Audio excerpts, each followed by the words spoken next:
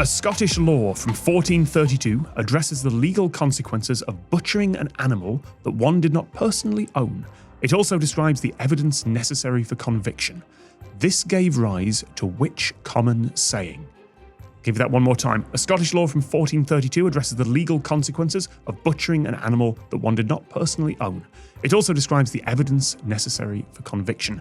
This gave rise to which common saying? For us also, or common for you? Okay. Yes, you will know this. Are the dumb Americans going to stand a chance?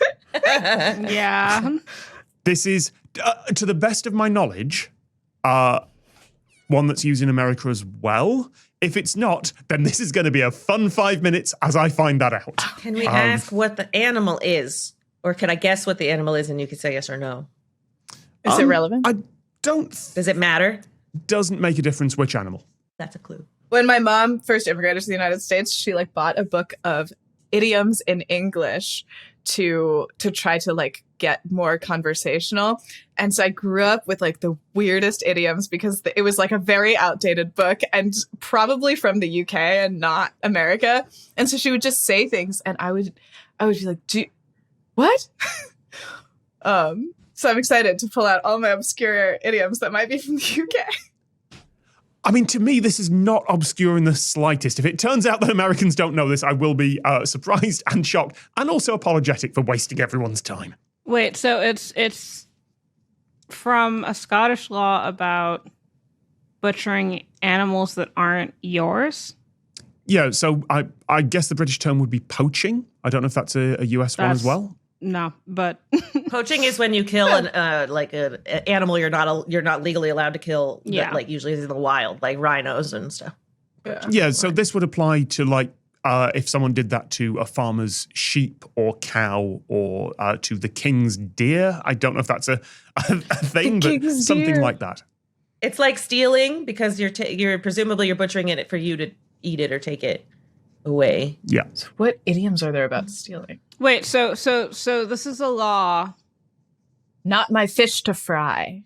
I mean, we can list a lot of idioms with animals in them, but that's not quite where we are. I always get a book of idioms for my teacher's assistant in class if they're an international students, because I think that's the difference between fluency and non-fluency is knowing the local idioms. So it's really fun for them. Especially in English, where half of the language is breaking all of the rules. Yeah.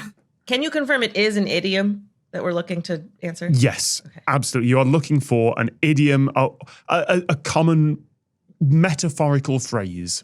Ooh, that's an even better clue because it's a metaphorical idiom.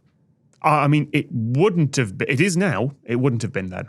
I feel like I might know it, but I'm very much not sure. All right, take a guess, Jordan. Caught red-handed. Spot on. Absolutely right. Out of nowhere.